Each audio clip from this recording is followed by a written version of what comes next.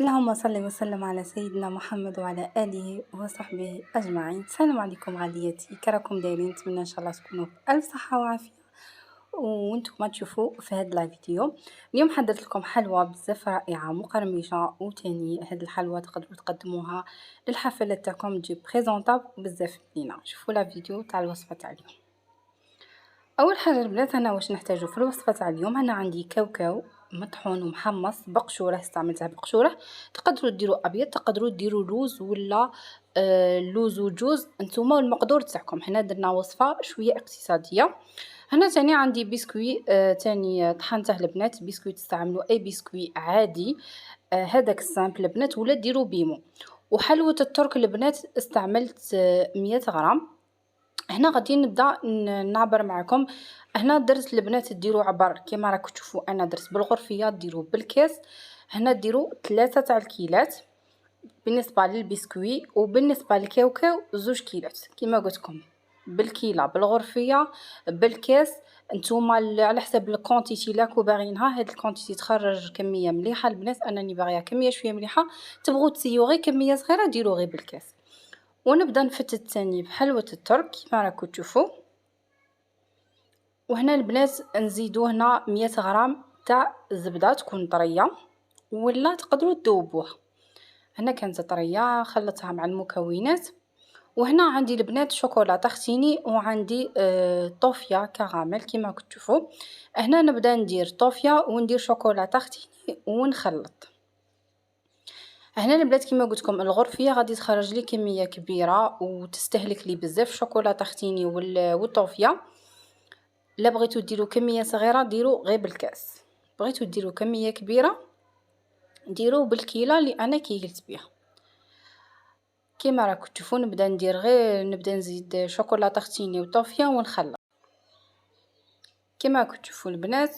وهنا كل ما تخصني شوكولاته ختيني وطوفيه نبدا نزيد.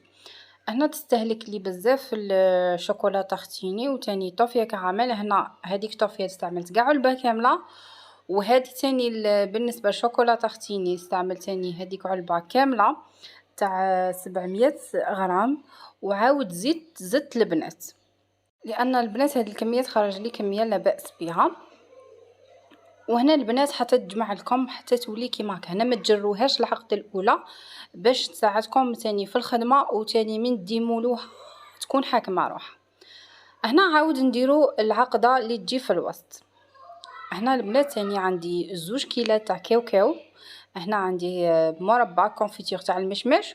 وبالنسبه حلوه الترك عندي كيلة تاع حلوه الترك، ما يعادل تجيكم 150 غرام تاع حلوه الترك. وغادي نجمع البنات بالكونفيتور تاع المشمش كما راكم تشوفوا. فتت هذيك حلوه الترك ونبدا نزيد في الكونفيتور تاع المشمش حتى تولي لكم معلكه البنات، تولي لكم العقده الثانيه شويه جاريه. غادي تشوفوا معايا القوام تاعها البنات. بالنسبه للعقده الاولى كما قلت لكم ما تجروهاش باش من تديمولوها. غادي تشوفوا معايا الطريقه في هذا في الفيديو عفوا، وتكون حاكمه روحها مليح. كما راكم تشوفوا العقده الثانيه اللي تجي في الوسط كما هكا البنات، تكون شويه جاريه وتجي هكا معلكه. هذا هو القوام تاعها.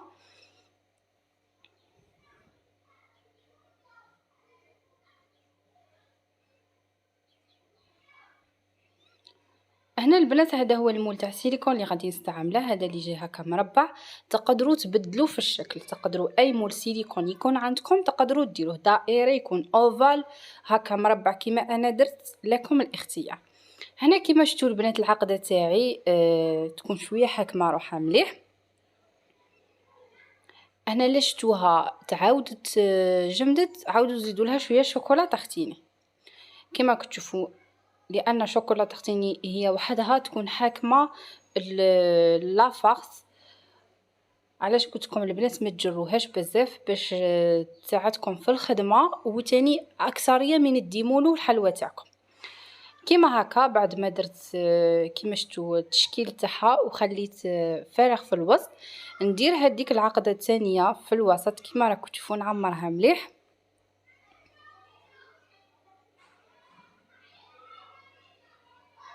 كيما هاكا البنات. اليوم درت لكم حلوى بدون فرن بزاف بنينه، غير البنون في البنون. نعاود تاني نبلع. هنا اللي تبغوا تبلعوا بها البنات، لا كانت شويه شتوها شويه كيما قلت لكم شربت لكم، عاودوا زيدوا لها عفوا شوكولا تختيني. بهذه الطريقه البنات نبلعوا كيما راكم تشوفوا. والبنات هاد الحلوى ما تشدش اليد، وتقدروا تحضروها بالخف، ما تحكمكمش. كيما هكا بعد ما كملت غادي نديرها في المجمد تحكم روحها مليح باش نقدروا نديمولوها. هنا بعد ما خرجتها بالمجمد كيما راكم تشوفوا، هنا عندي البنات القطايف ولا الكنافه، هذه خاصه بالترميد، راهي واجده تتباع عندي بيعوا ملتزمات الحلويات. اللي ما تلقاهاش ولا تبغي دير غير قطايف عادي تشريوهم وتاني تحمصوهم مع شويه زبده في المقله، لكم الاختيار. لا لقيتو هادو يجوا بزاف مقرمشين ومحمرين كيما هكا، راهم متواجدين البنات وبسعر مناسب. وهنا عندي تاني الكونفيتور البنات، هنا خاصكم تحموه، انا خليته يحمى شويه في الميكرون باش شويه يجرى يولي جاري البنات، وتاني باش يساعدني في الخدمه كيما راكم تشوفوا. هنا بعد ما غطست الحلوى تاعي نعاود نرمدها في القطايف كيما هكا بهذه الطريقه.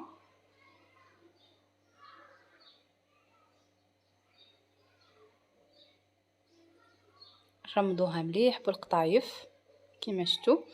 نعاود نزيد معكم حبه ثانيه.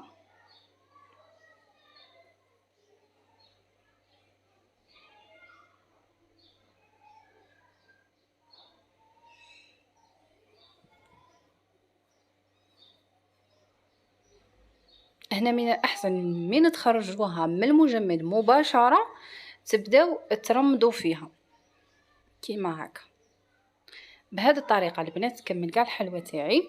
أنا بعد ما كملتها هنا عندي شوش الورد، غادي نزين به الحلوى تاعنا تاع اليوم، نديرها هكا في الوسط.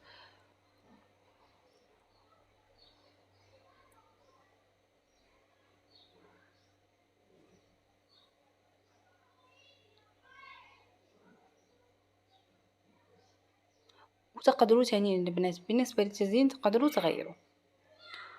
وهنا نجيب تاني في دوغي ورق الذهبي وتاني نزين به كيما راكم تشوفوا الطريقة.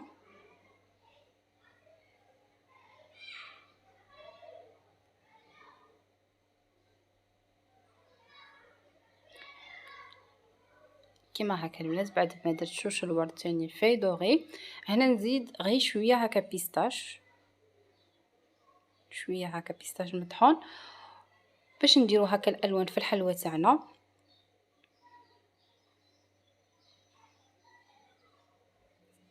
بهذه الطريقه البنات كملوا التزيين تاع الحلوى تاعنا ونشوفوها في صحن التقديم، تجي بزاف رائعه وطريه وتاني تجي بريزونطابل.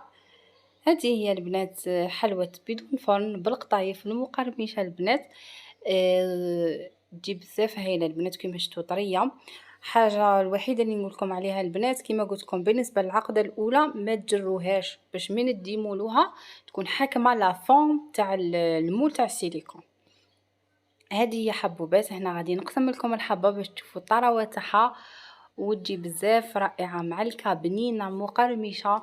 نتمنى ان شاء الله الوصفه تاع اليوم تنال اعجابكم. حبوبات كما قلت لكم تقدروا تقدموها في الحفلات تاعكم، وربي يكثر الافراح البنات. وكما العاده ما تنسونيش غير بجام ولي كومونتير تاعكم شابين والبارطاج. السلام عليكم.